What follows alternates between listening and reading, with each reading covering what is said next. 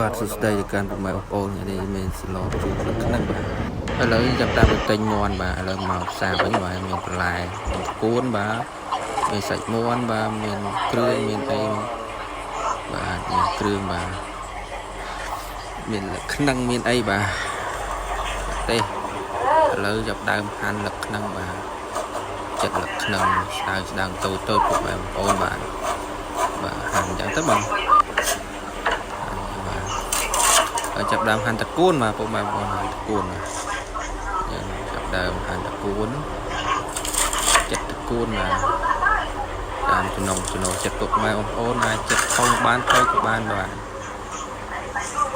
ឥឡូវយើងចាប់ដើមហាន់តកួនបាទហាន់តកួនបន្តបាទតាមវែងក្បាលខ្លីបានពុកម៉ែបងប្អូនបាទឥឡូវតកួនចាប់ដើមហាន់ហើយចាប់បានបុកគ្រឿងបាទគ្រឿងនេះទិញមកភាសាប្រាប់ប៉ុន្តែខ្ញុំដាក់ដាក់មើមខ្ទឹមតិចបាទបុកវាឲ្យឈ្ងុយបាទខ្ទឹមគ្រឿងបាទគ្រឿងបាទដាក់គ្រឿងចូលបាទបុកបាទគ្រឿងមកវាបាទលុបតបបុកគ្រឿងហើយมันគឺសំបាទមានតកួនមានសាច់មាន់មានទឹកក្នុងគឺបុកហុកបាទប្រទេសផ្សេងបាទស្ករសបាទឥឡូវខ្លាញ់បាទខ្លាញ់ប្រេងឆាចូលបាទឆាគ្រឿងបាទហុកបាទហុកឆាហុកសិនបាទហុកបាទគ្រឿងដាក់គ្រឿងតើហើយជែងកបាទកវាបុកបាទដាក់ចូលបាទជែងកបាទចូលបាទកូរវាហើយវាសក់គ្រឿងមកពុកបងប្អូនបាទឥឡូវហើយយើងដាក់សាច់ចូលបាទតបវាសក់គ្រឿងហើយដាក់សាច់ចូលបាទឥ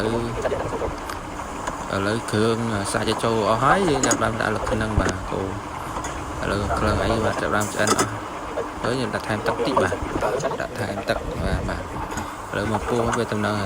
ឆ្អិនហើយយើងដាក់តកួនចូលបាទវាដាក់តកួនបាទតបពីដាក់តកួនហើយបើហូបមកទទួលឆ្អិនបាទហូបបាទណាបងប្អូនបាទឥឡូវឆ្អិនហើយយើងចាប់បានបិទហ្គាសបាទបងប្អូនបាទបិទហ្គាសហើយយើងចាប់បានដួសបាទដួសចង់ញ៉ាំបាទតំណងបងប្អូនបាទដួសមកបុកជាទៅបងប្អូនមើលអូតំណងដៅហើយបាទម៉ែឥឡូវយើងជួយចំបាទចំញ៉ាំបាទបានញ៉ាំបាទអូជាទៅពុកមកបងប្អូនបាទ